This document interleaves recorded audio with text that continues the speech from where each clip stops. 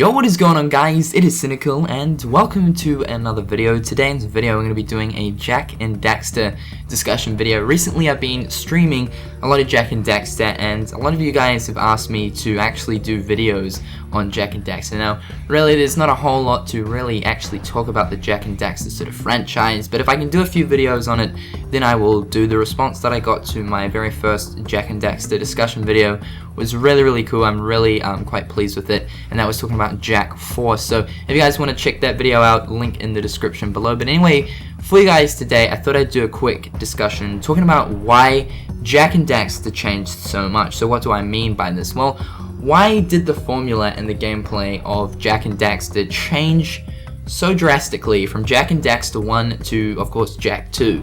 So the basic premise is, Jak and Daxter was this huge, wide open, expansive platformer game where there was no load times or anything like that.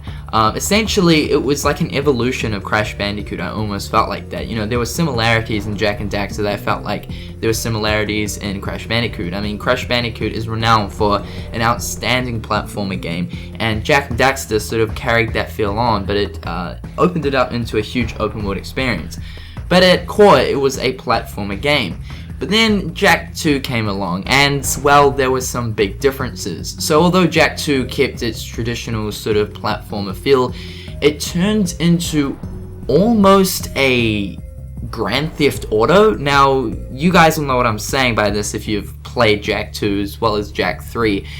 The whole formula of Jak and Daxter turned into this, this huge city where you'd go from mission to mission. Basically point A to point B, reporting to go back to a location to kill a certain amount of enemies, reporting back to this person to get more missions of this person. We had guns now. We could shoot down and attack civilians. We could hijack cars.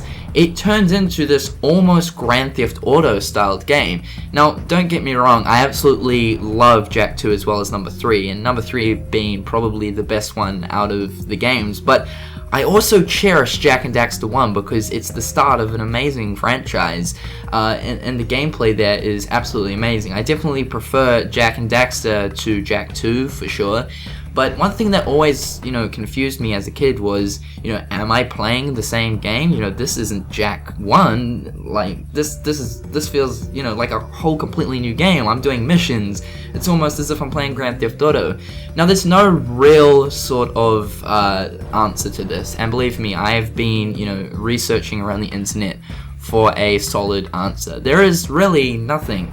Now, there has been actual rumors where Sony Computer Entertainment actually gave a sort of script and ideas and pushed forward the whole idea and formula change of Jak to make Jak 2.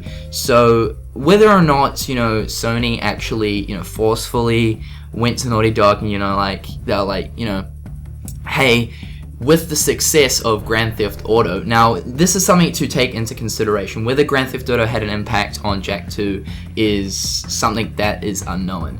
But Grand Theft Auto 3 is said to be one of the absolute greatest games to come out on the PS2 system. It also came out on the Xbox, but it is said to be one of the best games on the system, and it was a revolution. Like, Grand Theft Auto 3 is a revolutionary game. It's huge open world, huge open world experience. You go in cars, gun down people. It was something very new to video games. Of course, the previous Grand Theft Autos before number 3 were very sort of different. It wasn't a 3D game. It was this bird's eye view sort of 2D thing.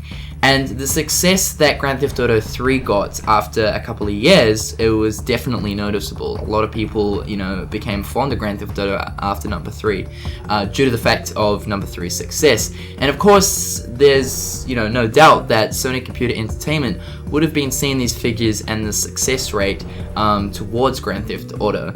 Now, this is all speculation. These are rumors that I've personally come across. But if we look at the release date of Grand Theft Auto 3, it released on the 22nd of October in 2001. Now, Jak and Daxter, the very first game, released in December of 2001, so really not that long after Grand Theft Auto 3, so there wouldn't really be enough time between that spacing to decide whether or not Grand Theft Auto 3 was, a a classic hit. But by the time Jak 2 came out, there was enough time to see, you know, that game's really good, so why don't we include some of the elements from that game into this game? And a lot of people were actually explaining, you know, perhaps Sony Computer Entertainment actually went to Naughty Dog and they were like, you know what, hey, if we look at this game, the different key elements in there are great. And I think that if we added that into Jak and Daxter to make it a slightly less mature Grand Theft Auto, I think it would be a big success. And, you know, I think to myself, like, was this really Naughty Dog that was doing this? Because if we look at the Naughty Dog games like Crash Bandicoot as well as Jak 1, I mean, those games are like kiddie and cartoony-ish, and, you know, they're great. I love them. They're classics. Then you look at Jak 2, it matured a lot. Like, there were swear words in there, not extreme swear words or anything. There was like arse and all that sort of stuff, you know, and crap and whatnot. And Jak was a lot more serious, you know, his whole character and personality changed. So, really, I think a lot of it probably would have come from influence, or perhaps even Naughty Dog not being able to come up with anything else. And then, you know, like, hey, let's just make this big plot twist where they go to the future and stuff like that. Of course, Naughty Dog did a very, very good job with tying in the whole lore with the whole, you know, future thing, so it makes sense with Ma and, you know, Samos and all that, how they, you know, time traveled and stuff. Of course, that can be in a different video talking about that lore. But really, there is no real answer as to why it changed so much. I thought I'd give you guys some of those points because that's what I came across while trying to research this very topic. It's a very interesting one, and honestly, I believe that this is the biggest and most drastic video game formula change in any sort of series or franchise, I strongly believe.